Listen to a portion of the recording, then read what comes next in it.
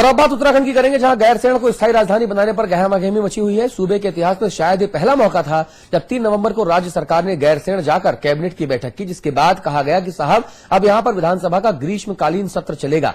लेकिन हंगामा है कि थमने का नाम नहीं ले रहा। जितनी जुबान उतनी बातें हैं।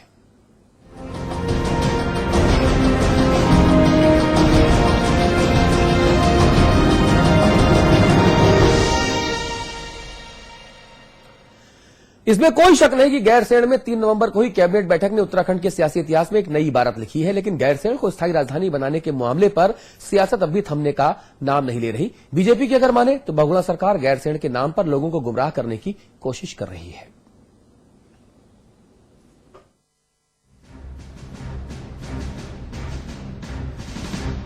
तीन नवंबर को उत्तराखंड कैबिनेट की बैठक कई मायनों में खास थी और इसको खास बनाया गैरसैंण ने। देहरादून से बाहर शायद पहली बार उत्तराखंड कैबिनेट की बैठक हुई। गैरसैंण में बैठक कर कांग्रेस अपनी ही सरकार की पीठ थपथपा रही है। बहुगुणा सरकार ने गैरसैंण में विधानसभा सत्र कराने की घोषणा की। सरकार की इस घोषणा से राज्य आंदोलनकारी खुश तो हैं, लेकिन उनके जहन में अब भी कई सवाल हैं। क्या बहुगुणा सरकार ने पर्वतीय जनसभाओं को कैश करने का सियासी पासा फेंका है? समय अवधि निर्धारित होते हुए तय हो तो अति सुंदर होगा और यह हम लोग देखेंगे कि जो घोषणाएं गैरसैंण में गवर्नमेंट ने करी हैं वो समय से पूरी हो, और अगर गवर्नमेंट लेफ्ट और राइट करती है या किसी भी कार से डिले होता है तो हम उसको जगाएंगे, उस पर वॉच रखेंगे, उस पर निगाह रखेंगे। वहीं सरकार में शामिल यूकेडीपी ने भी सरकार पर निशाना साधा है। यूकेडी का कहना है कि सरकार को जवाब देना चाहिए कि गैरसैंण को सूबे की ग्रीष्मकालीन राजधानी घोषित करने में वो क्यों हिचक रही है। जन भावनाओं के अनुकूल राजधानी बनाने के लिए स्पष्ट घोषणा होनी चाहिए। हाँ, तो वो उन्हीं भावनाओं को के हिसाब से इन्होंने उसको एड्रेस करने की कोशिश की है, लेकिन आधे अधूरे मन से की है।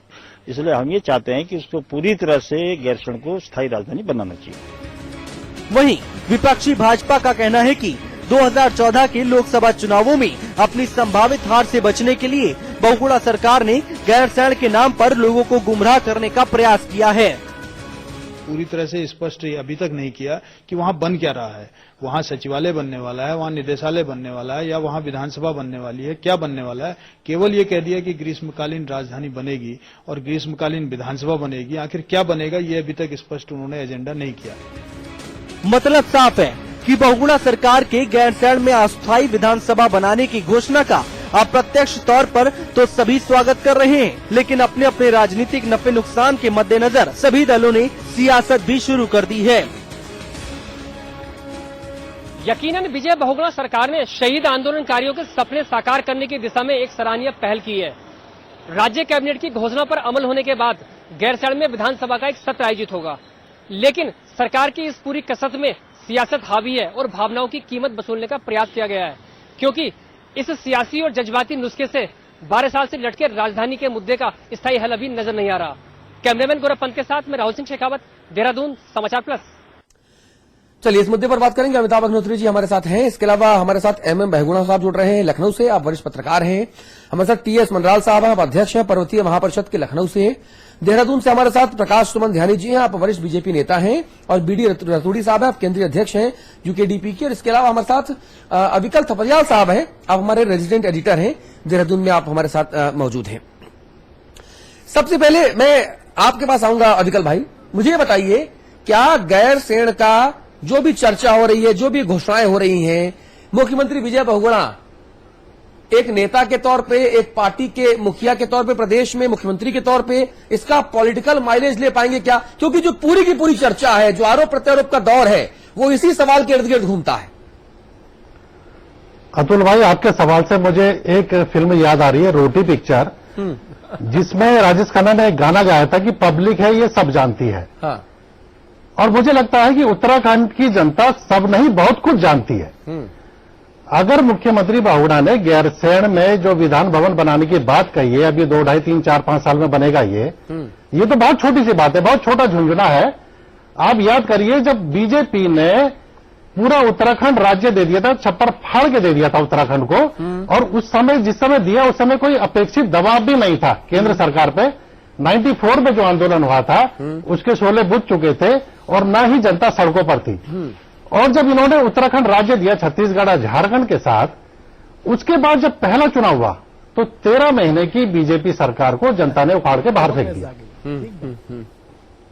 कायदे से तो जब पूरा राज्य दे दिया तो बीजेपी को 10, 20, 25 साल राज करना चाहिए था। हाँ, हाँ, लेकिन उत्तराखंड की जनता ऐसा है कि उसने कहा कि दिल है कि मानता नहीं। हाँ। पूरा राज्य मिलने के बाद भी नहीं मानेगी जनता। यहाँ का जनमानस बड़ा जटिल और विचित्र है। वो इस उसमें नहीं आने की कि आपने गैरसैंण में ऐसा कर दिया, ऐसा दे दिया तो हम आपको छप्पर पाड़ के वोट दे देंगे या कुछ दे देंगे। जी मनराल साहब, क्योंकि गैरसैंण की लड़ाई अभी काफी दूर है। मनराल साहब, मुझे अभी तक समझ नहीं आता कि बार बार गैरसैंण गैरसैंण गैरसैंण करता तो हर कोई है, लेकिन कहता ही रह जाता है। जी, कहां दिक्कत है? दिक्कत कहां पर आ रही है? पेच कहां फंसता है? देखिए सर, अगर हमारी आप व्यक्तिगत ओपिनियन अगर लेना चाहेंगे, हाँ। अगर मैं ये कहूं कि गैरसैंण उत्तराखंड की राजधानी के लिए बहुत उपयुक्त स्थान नहीं है, हाँ, उससे वहां लोगों की भावनाएं आहत जरूर होंगी। हाँ, लेकिन हमें एक बड़े दृष्टिकोण को लेकर चलना पड़ेगा। वहां पर ओवरऑल वहां आवागमन के क्या साधन है, वहां पर इंफ्रास्ट्रक्चर किस तरह डेवलप होगा और कितना व्यय आएगा गैरसैंण को राजधानी डेवलप करने में, हाँ। इन सब विषयों को लेकर के चलना पड़ेगा। क्योंकि उत्तराखंड में देख रहा हूं विकास की स्थिति बहुत ही दयनीय है और एक कैपिटल को विकसित करने में बहुत ज्यादा धन की आवश्यकता पड़ेगी। अब ये हमारे उत्तराखंड के राजनीतिक पार्टियां और हमारे नेता किस तरह की बयानबाजी कर रहे हैं, हाँ। और क्या इसके नफे नुकसान है, इस विषय में मैं बहुत ज्यादा नहीं बोल पाऊंगा। हाँ। लेकिन मुझे गैरसैंण बहुत अच्छी राजधानी के रूप में उपयुक्त स्थान नहीं लगता है। रतूड़ी जी, मुझे अभी तक समझ नहीं आया, गैरसैंण एक अच्छी राजधानी के तौर पे साबित नहीं होगा, आपने तो कह दिया, लोग ये भी कहते हैं, लेकिन अहम सवाल यहां पर यह है कि अगर वो उपयुक्त जगह नहीं है तो फिर क्या आप लोगों का शुरू से लेकर अब तक का जो मुद्दा है वो मुद्दा ही गलत था? क्या गलत मुद्दा पर हम जन भावनाओं को भड़का रहे हैं, हवा दे रहे हैं? पहला। दूसरा ये कि सरकारों की तो ये जिम्मेदारी होती है कि एक ऐसा क्षेत्र जहां पर विकास की दरकार है उसको विकसित कीजिए आप और वहां पर इंफ्रास्ट्रक्चर दीजिए, तभी तो सरकार का कामकाज दिखाई पड़ता है। जी, पहला प्रश्न आपका था कि आपने किस मुद्दे को लेकर आंदोलन शुरू किया था। हमारा आंदोलन था, नहीं, रतूड़ी जी से मेरा सवाल है। अच्छा, रतूड़ी जी से सवाल है। रतूड़ी जी, बीडी रतूड़ी साहब, ये यूकेडी ने जब इसका शुरुआत किया था, हाँ, और आंदोलन चरम सीमा पर भी था, उस समय भी था जो 1992 में हम लोगों ने पूरी कोशिश के बाद ये तय किया कि कुमाऊं और गढ़वाल के बीच का स्थान हम लोगों ने नियत किया था। और आज की जो 3 तारीख की कैबिनेट बैठक हुई, जिस स्थान पर चंद्र सिंह गढ़वाली की मूर्ति हम लोगों ने लगाई और चंद्रनगर उस गैरसैंण का नाम रखा था हम लोगों ने, और ये सोच के रखा था कि ये जो कल्पना थी हम लोगों की कि जो पर्वतीय प्रदेश बन रहा है या पर्वतीय प्रदेश बनेगा, उसकी राजधानी पर्वतीय क्षेत्र में होनी चाहिए। और गैरसैंण का खाली नाम से ही नहीं, गैरसैंण को अगर देखें, उसके महत्व को अगर देखें तो गैरसैंण दोनों गढ़वाल और कुमाऊं कमिश्नरी के मध्य में स्थित है और पूरे प्रदेश के उस समय हरिद्वार का क्षेत्र हम लोगों ने शामिल तो नहीं किया था, हाँ। लेकिन जो लड़ाई चल रही थी उस समय 8 जिलों की चल रही थी और वो मध्य स्थल था। उसकी दूरी जो है, चाहे देहरादून से, उत्तरकाशी से हो, चाहे पिथौरागढ़ से हो, वो दूरी समान दूरी थी और केंद्र बिंदु था। और हमारा ये मानना था कि अगर राजधानी गैरसैंण में बनेगी तो निश्चित तौर से उससे प्रदेश क्षेत्र का विकास होगा। बहुगुणा जी के पास में जाऊंगा, मैं बहुगुणा जी के पास जाना चाहूंगा। एमएम बहुगुणा जी, मुझे अभी तक एक चीज समझ नहीं आई, ये मुद्दा जनभावनाओं का है, लोग इससे जुड़े हुए हैं। उत्तराखंड जब आंदोलन, पृथक उत्तराखंड आंदोलन की जब बात थी तब भी लोग महत्वपूर्ण तरीके से इसको उठा रहे थे। आखिरकार क्या राजनेताओं को, सरकारों को, दलों को ये मुद्दा उसी वक्त उठाने का मौका मुफीद लगता है जब वो संकट में रहते हैं? जनभावनाएं घसीटने के लिए इस मुद्दे को क्यों उठाते हैं, करके क्यों नहीं दिखाते? देखिए, एक चीज मैं, अभिकल जी ने अभी जैसा कहा, मैं उनकी बात से सहमत हूं। हाँ। सबसे बड़ी बात तो यह है कि राजधानी का मुद्दा उत्तरांचल के या उत्तराखंड के किसी भी चुनाव में मुद्दा नहीं रहा। हाँ। राजधानी का हाँ। अगर ये मुद्दा होता तो न बीजेपी जीत पाती न कांग्रेस जीत पाती, बल्कि वो लोग जीतते जो लोग की राजधानी गैरसैंण बनाने की मांग कर रहे थे, उसके समर्थन में खड़े थे जी। तो ये मुद्दा कभी नहीं रहा। दूसरी बात यह है कि वहां पे आप एक कैबिनेट की मीटिंग कर लीजिए, इससे हवा पूरे आपके पक्ष में हो जाएगी, ये भी नहीं होने वाला है। हाँ। हाँ।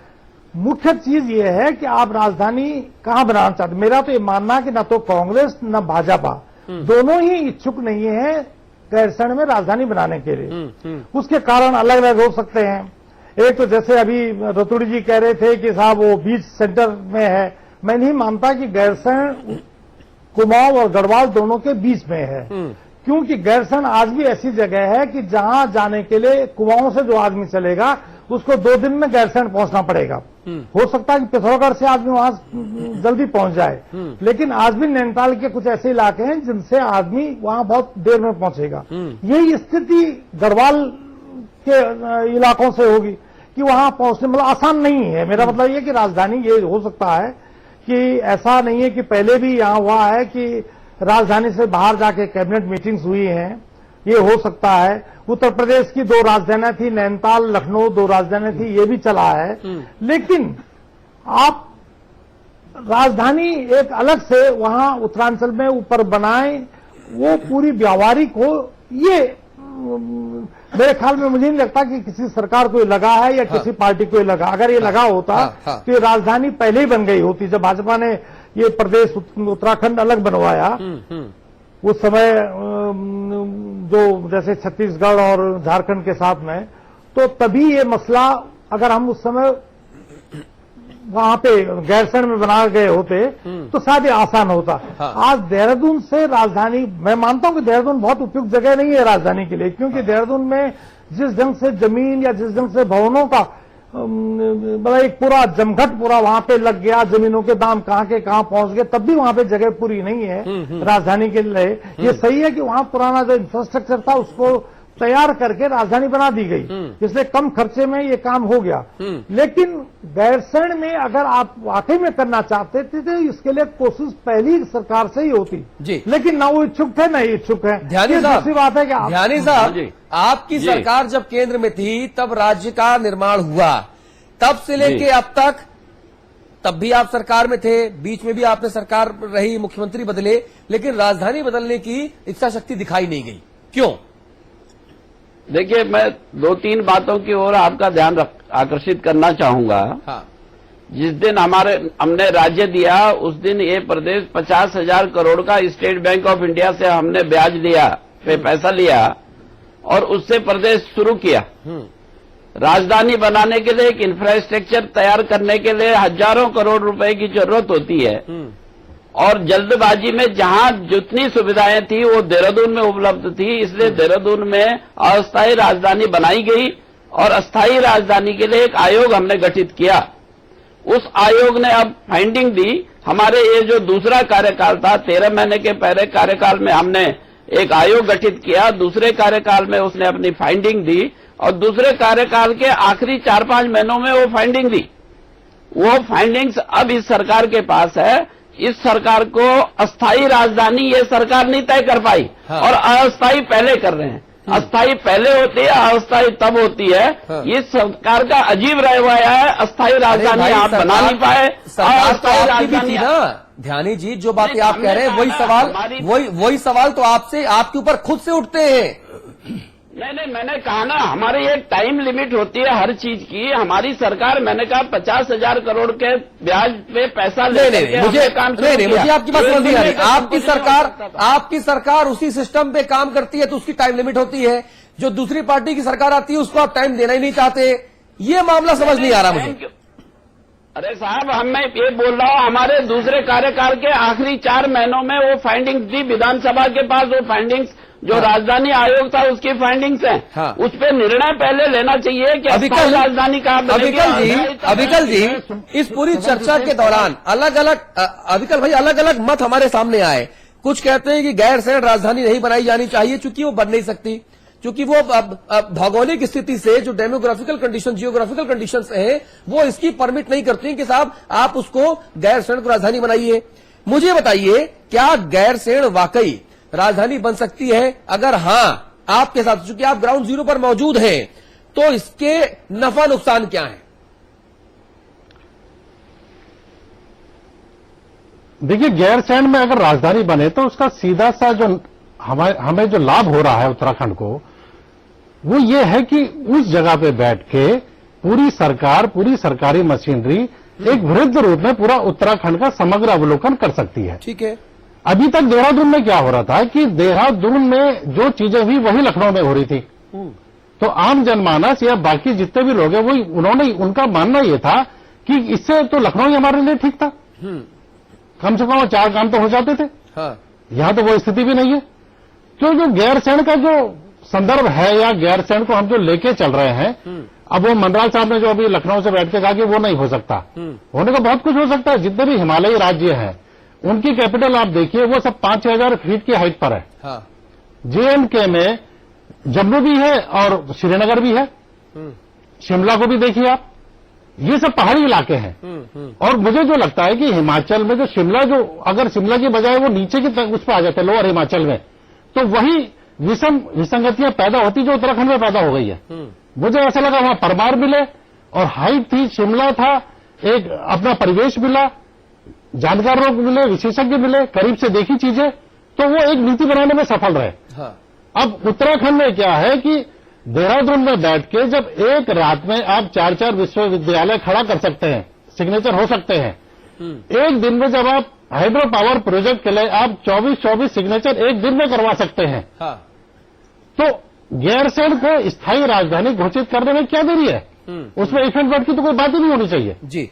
बहुगुणा जी, दीक्षित आयोग ने भी कहा कि साहब गैरसैंण को राजधानी बनना चाहिए, स्थायी राजधानी बनना चाहिए। और अविकल भाई जो बात कह रहे हैं वो बात बहुत मुफीद लगती है कि जब आप उस परिवेश में रहेंगे नहीं, जिन लोगों को नीति बनानी है, जब वो उस परिवेश में रह के नीति बनाएंगे नहीं, समझेंगे नहीं जरूरतें क्या हैं, तो फिर नीति कैसे बनेगी? ये तो ठीक वैसे हुआ कि आप एयर कंडीशन कमरे में बैठकर क्रिकेट की पिच कैसे बनेगी ये तय कर लीजिए। अरे आपको वहां जाना पड़ेगा, मैदान की दशा देखनी पड़ेगी कि साहब यहाँ पे पिच कैसी होनी चाहिए, बॉल कितनी हाइट पे आएगी, यहाँ की मिट्टी कैसी है, घास कैसी है, माहौल कैसा है, ये समझना पड़ेगा।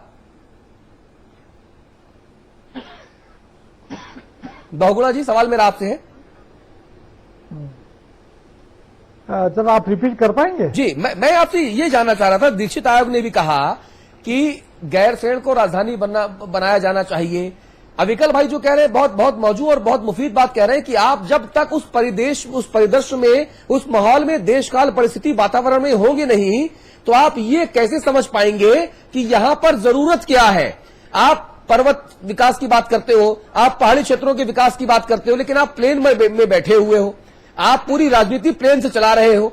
आप समझोगे कैसे कि पहाड़ी इलाकों में बसने वाले लोगों की जरूरतें क्या हैं, उन्हें चाहिए क्या आपसे?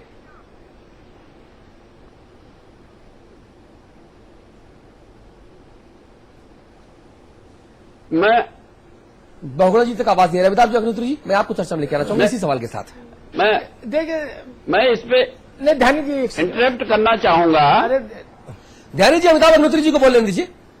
देखिए, मैंने गैरसैंण पर विजय बहुगुणा को सुना, भुवन चंद्र खंडूरी को सुना, भाजपा कांग्रेस के तमाम छोटे बड़े नेताओं को सुना, तमाम विशेषज्ञों को सुना।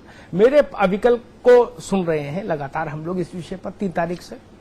3-4 मूल सवाल है। पहली बात तो मैं ये कहूं कि नेता की नीयत कैसी है, हुकूमत उससे चलती है। जवाहरलाल नेहरू के लिए जरूरी नहीं कि जवाहरलाल नेहरू फर्रुखाबाद के मोहम्मदाबाद तहसील में बैठ के शासन चलाएंगे तो भी ठीक शासन चलाएंगे, दिल्ली में बैठ के भी अच्छा शासन चला लेंगे। नेता योग्य होना चाहिए, ईमानदार होना चाहिए। एक दूसरी बात मैं कहूंगा, गैरसैंण के प्रति प्रकाश सुमन ध्यानी और विजय बहुगुणा की पार्टी दोनों में अगर जरा भी मोहब्बत होती, ध्यानी जी ने इश्यू को दूसरा रंग दे दिया कि कर्जा लेके तो प्रदेश बनाए, कैसे राजधानी बना देते वहां। तर्क ठीक लाए वो ध्यानी जी, लेकिन मूल सवाल है कि 12 बरस हो गए गैरसैंण में सड़क नहीं, गैरसैंण में पानी नहीं, गैरसैंण में कनेक्टिविटी नहीं, रोड कनेक्टिविटी नहीं, बस जाए तो खाई में गिर जाए, रेल का कोई सिस्टम नहीं। आपने क्या किया 12 वर्ष में? आपको 2027 में भी अगर गैरसैंण को राजधानी बनाना था, 14 की बात नहीं कह रहा हूं, क्योंकि मुझे पता है विजय बहुगुणा ने जो 14 की बात कही उसके पीछे मंशा क्या है, वो भी मैं समझता हूं। अगर 27 में भी बनाना था ध्यानी जी, बहुगुणा जी, रतूड़ी जी, मनराल जी, तो भी उसकी तरक्की तत्काल पहले दिन से शुरू होनी चाहिए थी उस इलाके की। क्या किया उस इलाके के लिए बताइए? शहीदों को शत-शत नमन, मुख्यमंत्री उत्तराखंड और फोटो लगा देने से शहीदों को नमन हो जाएगा क्या? इसलिए जान दी गई थी? आप किसको आंखों में धूल झोंकना चाहते हैं? क्या देहरादून से फाइलें उठ के जाएंगी? छोड़ दीजिए अंग्रेजों की बात कि अंग्रेजों ने क्यों दो नैनीताल और लखनऊ 2 जगह रखा था कामकाज। ये अंग्रेजी राज्य नहीं है, व्यवहारिक असुविधा है। उत्तराखंड छोटा राज्य है, उसके पास आर्थिक संसाधन नहीं। ध्यानी जी कह रहे थे 50,000 करोड़ कर्जा लेके शुरू किया, तो आज भी उत्तराखंड कौन सा फल फूल रहा है बहुत अच्छा आर्थिक दृष्टि से। क्या इतना आर्थिक बोझ सहने की स्थिति में है? मैं फिर कहूंगा, राजधानी बनाने की मंशा अगर आप लोगों के जहन में होती तो आप लोगों ने उस पर्वतीय क्षेत्र के विकास के बारे में सोचा होता। नहीं सोचा, और आप लोग उस पर्वतीय समस्याओं के प्रति ईमानदार नहीं है। यह शब्द पूरी जिम्मेदारी से कह रहा हूं। उसका एक प्रतीक यह है कि आप सब लोगों ने अपने अपने मकान तक तो प्लेन में शिफ्ट कर दिए। कोई बड़ा अधिकारी, बड़ा नेता, बड़ा आदमी उत्तराखंड का रहना नहीं चाहता। वो ऊपर डॉक्टर जाना नहीं चाहता, मास्टर पढ़ाना नहीं चाहता। क्या स्थिति है वहां? आप राजधानी चलाने की बात कर रहे हैं। स्कूल में टीचर नहीं दे पाया 12 सालों में वहां। जी ध्यानी जी बताइए। वहां आप अस्पताल में डॉक्टर नहीं दे पाए। राजधानी बनाना चाहते? कैसा नारा? कोई भी नारा निकालता है जेब से और कहता है शहीदों को शत-शत नमन और लगा देता है नारा। कहां नमन हो रहा है भाई? ध्यानी जी विकास होना चाहिए था। मैं अग्निहोत्री जी की बात का समर्थन करता हूं कि पक्के इरादा वाला यदि नेता हो तो वही, चाहे वो कोई भी इशू है, उस इशू को मुकाम तक पहुंचा सकता है। प्रदेश की दिक्कत यही है कि जो सामने आता है कहता है मैं पक्के इरादे वाला हूं, वोट लेता है, पूछ उठा के देखो मामला निकलता है। दिक्कत इसी जगह पे है। मेरी पूरी बात सुन लीजिए जी। मैं अब गैरसैंण के मुद्दे पे ये बोल रहा हूँ। जो लोग आज ये बोल रहे हैं कि गैरसैंण उपयुक्त जगह नहीं है, मैं 1962 की ओर ले जाना चाहूंगा। उत्तर प्रदेश का समय था, पिथौरागढ़ और उत्तरकाशी को अलग जिला बनाना था। उस समय सुविधा भोगी लोगों ने कहा कि उत्तरकाशी जिला नहीं बन जाता, वहाँ बेसिक सुविधाएं नहीं है। पिथौरागढ़ जिला नहीं बन सकता, वहाँ बेसिक सुविधाएं नहीं है। 1962 में जब चाइना ने आक्रमण कर दिया तो फिर उत्तरकाशी जिले में सारी सुविधाएं हो गई, पिथौरागढ़ जिले में जिले भी बन गए, सुविधाएं हो गई। इसलिए जब तक पहाड़ों में ईमानदारी से वहां जाने की मंशा नहीं होगी तब तक सुविधाएं वहां कभी होंगी नहीं। हरीश रावत जी ने क्या कहा है? ध्यानी जी अपना अपना मकान तो वहां छोड़ के आगे सब देहरादून हरिद्वार रहने। कोई जब सुविधाएं नहीं होंगी तो जो मकान आज भी वहाँ आबादी तो वही तो कह रहा हूं, जब नेता वहां नेता वहां रहने को तैयार नहीं और हर आदमी कहता है शहीदों को शत-शत नमन। ये ठीक वैसी बात है कि शहर का कोतवाल कहे कि साहब क्या करे, चोर बहुत बढ़ रहे हैं। अरे आप कोतवाल काहे के लिए हो फिर? अगर चोर बढ़ रहे हैं तो आप चोरों को पकड़ के अंदर करो ना। आप नेता हो, कह रहे सुविधा नहीं है, सरकार 2 बार आपकी भी थी, सुविधाएं दे देते। खैर, हरीश रावत जी ने क्या कहा वो सुन लेते हैं, एक्सक्लूसिव बातचीत। वरिष्ठ कांग्रेस सांसद और केंद्रीय मंत्री हरीश रावत जी हमारे साथ है। रावत जी, गैरसैंण की मांग आप भी कर रहे थे जब अल्मोड़ा से सांसद हुआ करते थे। अब राजधानी बनाने की घोषणा कर दी गई है, वहां पर भूमि पूजन भी होगा। आपकी पहली प्रतिक्रिया? बहुत अच्छी बात है, बहुत अच्छी बात है। और 2 ग्रोथ सेंटर हो जाएंगे, एक तो देहरादून है ही ऑलरेडी हमारा, और दूसरा जो है एक नया एरिया वो होगा। और मुझे उम्मीद है कि पर्याप्त संसाधन जुटा करके हम गैरसैंण को एक बड़े उसके रूप में डेवलप कर सकते हैं। आप जल संसाधन मंत्री हैं, वरिष्ठ नेता हैं, आपसे कोई पहले बात की गई थी कि राजधानी बनाने की घोषणा की जाएगी और केंद्र सरकार की तरफ से, आपके मंत्रालय की तरफ से सपोर्ट दिया जा सके? देखिए, शुभ काम में कोई आवश्यक नहीं कि परामर्श ही किया जाए। जो शुभ काम है, जब आप एक अच्छा कदम उठाया गया है तो हम सब उस कदम के साथ हैं। मकर संक्रांति वाले दिन आप भी जाएंगे भूमि पूजन में? अब वो 14 जनवरी को वो देखना पड़ेगा, क्योंकि निमंत्रण पर है ना, वो तो सरकारी प्रोग्राम होगा, तो निमंत्रण पर निर्भर करेगा। समाचार प्लस से बात करने के लिए बहुत बहुत शुक्रिया जी। और इस मुद्दे पर सूबे के जो पत्रकार साथी हैं और जो राजनेता हैं, संक्षेप में उनके रिएक्शन सुन लेते हैं, फिर चर्चा को थोड़ा आगे बढ़ाएंगे, क्योंकि हमारी चर्चा का जो वक्त है वो खत्म हो चुका है। जी, ये सुन लेते हैं। भावनाओं का सम्मान हुआ, निश्चित रूप से ये इमोशनल मामला है, लेकिन मुख्यमंत्री को ये कहने में शर्माना नहीं चाहिए था कि ये हमारी ग्रीष्मकालीन राजधानी है और देहरादून ही स्थायी राजधानी है। हम व्यक्तिगत रूप से भी पिछले 2 वर्षों से ज्यादा समय से ये कहते आ रहे हैं कि गैरसैंण को उत्तराखंड में ग्रीष्मकालीन राजधानी घोषित करना चाहिए, और हम उसमें उदाहरण भी देते हैं कि ज्वाइंट पंजाब इतना बड़ा राज्य था, लेकिन शिमला को तब के शासक महाराजा रणजीत सिंह ने सिर्फ शहर का ना मानकर उसे राजधानी के रूप में चुना। मैं मानता हूं कि संकट से बच निकलने का कोई सुविधाजनक बाईपास नहीं होता। वो सुविधाजनक बाईपास खोजने का एक राजनीतिक, जिसको कहते हैं छल और बाजीगरी दिखाने का प्रयास किया गया है। अब बहुत आखिरी पड़ाव में हम बार बार कह रहे हैं कि हम वक्त से आगे जा चुके हैं। संक्षेप में एक रिएक्शन लेना चाहूंगा। मनराल साहब, संक्षेप में 30 सेकंड्स आपकी फाइनल रिएक्शन। जी, आवाज नहीं आ रही जी। गैरसैंण को राजधानी बनना चाहिए या नहीं, फाइनल रिएक्शन आपकी संक्षेप में। जी, मैंने पहले ही बताया कि बहुत उपयुक्त स्थल जो है नहीं लगा, आवागमन के साधनों का अभाव है। हाँ। इंफ्रास्ट्रक्चर बहुत कम वहाँ पे है। हाँ। मैं व्यक्तिगत रूप से वहाँ गया भी हूँ।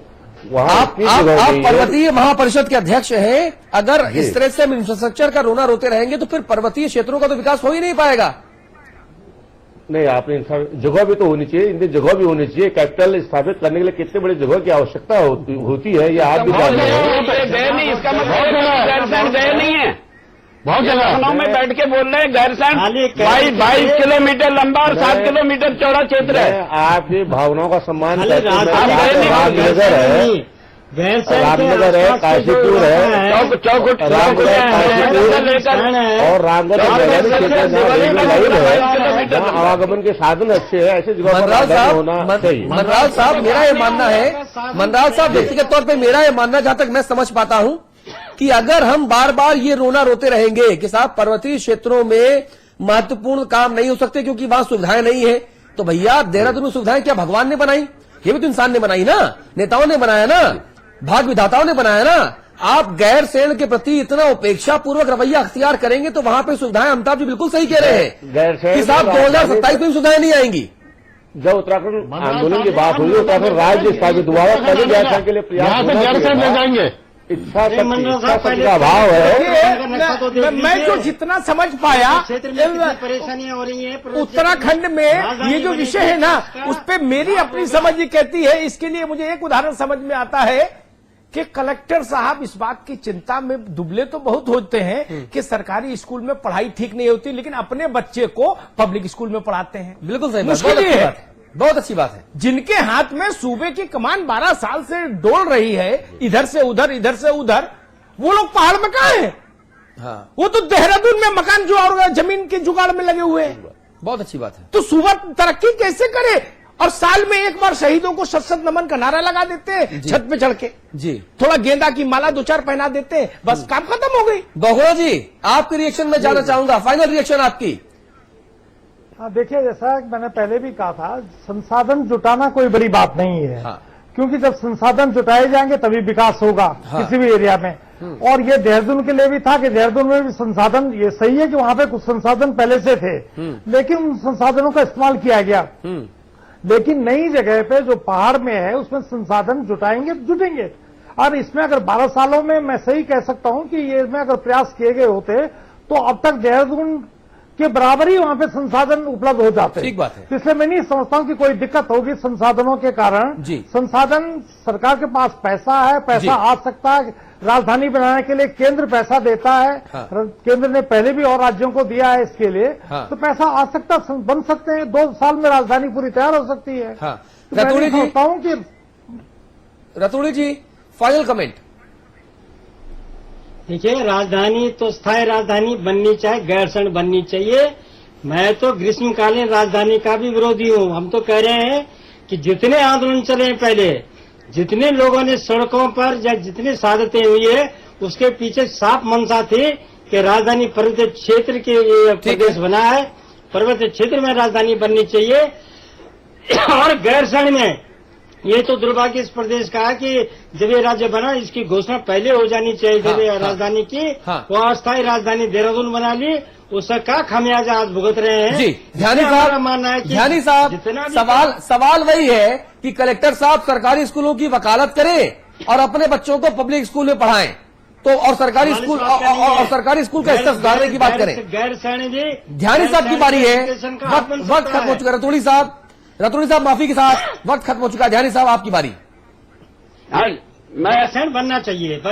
मैं एक बात कहना चाह रहा हूँ कि राजधानी गैरसैंण की तरफ राजधानी की निगाह जाए, इसमें कोई हमें दिक्कत नहीं है, हमारी पार्टी को भी दिक्कत नहीं है। हाँ। वो ग्रीष्मकालीन बनाए, पूर्णकालिक बनाए, कोई दिक्कत नहीं है। लेकिन आप सरकार में आएंगे तो नहीं बनाएंगे, पहल नहीं करेंगे। नहीं, मेरी पूरी बात होने दीजिए। लेजिटिमेट सेफ दीजिए। 200 करोड़ रुपए उत्तराखंड के पास पड़ा हुआ है, विधान भवन बनाने के लिए नहीं बना पा रहे हैं, क्योंकि अभी तक हमने अस्थायी राजधानी का तय नहीं किया। जब तक लेजिटिमेट सेफ नहीं देंगे, परसों 3 तारीख को विधानसभा अध्यक्ष को ले गए, क्यों नहीं शिलान्यास किया? इसलिए शिलान्यास नहीं किया कि आपने उसको लेजिटिमेट सेट दिया ही नहीं है। ठीक है। पैसा आप तब तक खर्च नहीं कर सकते जब तक आप अस्थायी राजधानी का तय नहीं करेंगे। अभिकल तबरियाल साहब, तो इसलिए ये फाइनल सरकार कमेंट। यदि ईमानदार है तो ठीक है, लेजिटिमेट सेट ठीक है। अभिकल भाई, इस पूरे मामले में जो मुझे लगता है कि यूकेडी के हमारे नेता बीडी रतूड़ी कह रहे हैं कि वहां स्थायी राजधानी हो, लेकिन राज्य गठन के बाद 12 साल में यूकेडी का एक बड़ा नेगेटिव रोल रहा पूरे उत्तराखंड की राजनीति में। और यही कारण रहा कि पहले 4 फिर 3 और अब इनके पास सिर्फ एक विधायक है। ये पहला ऐसा दल है, क्षेत्रीय दल, कि जिसके नारे पे राज्य बना, लेकिन वो सरकार में नहीं आ पाया, अपने दम पे नहीं आ पाया। और जिस तरीके से सत्ता के झूले में झूल रहे हैं ये लोग, उससे मुझे नहीं लगता कि ये स्थायी राजधानी के लिए यहाँ पे तो कह रहे हैं, लेकिन सरकार पे अपेक्षित दबाव बना पाएंगे। मेरा इनसे ये सवाल है, या ये सवाल मैं छोड़ के जा रहा हूँ कि जो खंड खंड यूकेडी हो चुकी है, क्या वो एक मंच पर आके अब क्या गैरसैंण के लिए स्थायी राजधानी की लड़ाई लड़ेगी? जी, अमिताभ अग्निहोत्री जी, फाइनल रिएक्शन।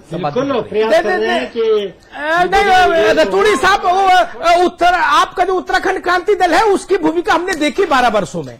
जी, वो कभी किसी की गोद में, कभी किसी की गोद में, अब और वो भी टुकड़े टुकड़े हो गया। संपादकीय टिप्पणी के बाद वो भी बोलने का टुकड़े होता टुकड़े हो नहीं गया। है। अभिकल ने ठीक कहा, टुकड़े टुकड़े हो गया। जी, उसने भी संपादकीय टिप्पणी सुन उत्तराखंड की लीजिए। जनता के साथ न्याय नहीं किया। जितना टीवी के मंच पर बोला जा रहा है, उतना जनता की आवाज को सरकार के ऊपर दबाव बनाने के लिए बोला जाता तो शायद मांग पूरी हो जाती है। अमिताभ जी, संपादकीय टिप्पणी। देखिए, दिल्ली और दिल्ली से सटे उत्तर प्रदेश के इलाकों के लोग वीकेंड पर अक्सर बरमूडा और टी शर्ट पहनकर निकल जाते हैं हरिद्वार। हाँ, तीर्थ यात्रा के भाव से नहीं, मैं भी जाता हूं, पिकनिक के भाव से जाते हैं, और टोपी भी उल्टी लगा लेते हैं उसकी नोक पीछे की तरफ, थोड़ा स्मार्टनेस में। तो वो चलन सरकार को भी लगा उत्तराखंड की कि थोड़ा हम भी सैर सपाटा कर ले, तो गैरसैंण तक घूम आई। इससे अतिरिक्त कहीं कुछ नहीं हुआ अभी। इससे अतिरिक्त और कुछ नहीं हुआ। और एक देसी कहावत है उत्तर प्रदेश में, ध्यानी जी, कि अंधा तब पतियाए जब कौरी भर पाए। कौन जीता है तेरे जुल्फ के सर होने तक, खाक हो जाएंगे हम तुझको खबर होने तक। बहुत दूर है शिलान्यास की तारीख। जिस दिन से उत्तराखंड को खुद मुख्तारी मिली, उस दिन से शहीदों को शत नमन तो सबने किया, लेकिन शहीदों के लिए काम किसने किया? एक भी आदमी छाती ठोक के नहीं कह सकता कि हां मैंने उसके लिए काम किया जिस कारण से शहादत हुई थी उत्तराखंड में। किसी ने नहीं किया। ठीक बात है। इलाकों में पानी नहीं, बिजली नहीं, सिलेंडर नहीं, अस्पताल में डॉक्टर नहीं, दवा नहीं, स्कूल में मास्टर नहीं, ये स्थिति है। अरे राजधानी बनाने से पहले स्कूल में मास्टर क्यों नहीं भेजा? ध्यानी जी, विजय बहुगुणा जी, साकेत बहुगुणा जी, सुरेंद्र अग्रवाल जी, क्यों नहीं भेजा? यूकेडी के नेता रतूड़ी साहब, आप हर सरकार में आपकी पार्टी का कोई न कोई गुट रहा, कहां थे आप? मूर्ति लगाने से क्रांति होगी? सब होगा, ठीक होगा। नहीं, मुख्यमंत्री नहीं जा मूर्ति लगाने से काम होगा? कुर्सी के लिए यूकेडी नहीं, कुर्सी के लिए यूकेडी सब तरह के वो अपना सकती है कौतुक, लेकिन सरकार पर कभी यूकेडी ने दबाव नहीं बनाया कि स्कूल में मास्टर हो। हमने एक प्रोग्राम चलाया था अतुल, स्कूल में मास्टर नहीं और अस्पताल में डॉक्टर नहीं, उत्तराखंड की कहानी चलाया था जी। सैकड़ों लोगों ने फोन किया था और कहा था कि हाँ यही दुर्दशा है। मुख्यमंत्री के घोषणाओं ध्यानी जी, मुख्यमंत्री सारे मुख्यमंत्रियों की बात मैं कर रहा अपने हूं। सहयोगियों से कहूंगा कि हमारे जितने भी पैनलिस्ट हैं सिवाय अमिताभ जी के और मेरे सबकी आवाज कृपया बंद कर दी जाए, क्योंकि मुझे लगता है कि वक्त पर काबू पाने का अब यही एक उपाय मेरे पास है, क्योंकि बिग बुलेटिन शो करते हैं नित्यानंद जो है वो भारी पड़ता है हमारे ऊपर। नित्यानंद स्वामी, नारायण दत्त तिवारी, भुवन चंद खंडूरी, रमेश पोखरियाल और विजय बहुगुणा, सबकी बात कर रहा हूं। इस तरफ से उस तरफ तक सब शरीके जुर्म है। आदमी या तो रिहा है या जमानत पर फरार। चलिए, कहां विकास हुआ है? अगले बुलेटिन का वक्त हो गया है और हमारी सहयोगी रीना खान अगला बुलेटिन लेकर आएंगी। इजाजत दीजिए, आप सभी का बहुत बहुत शुक्रिया, नमस्कार।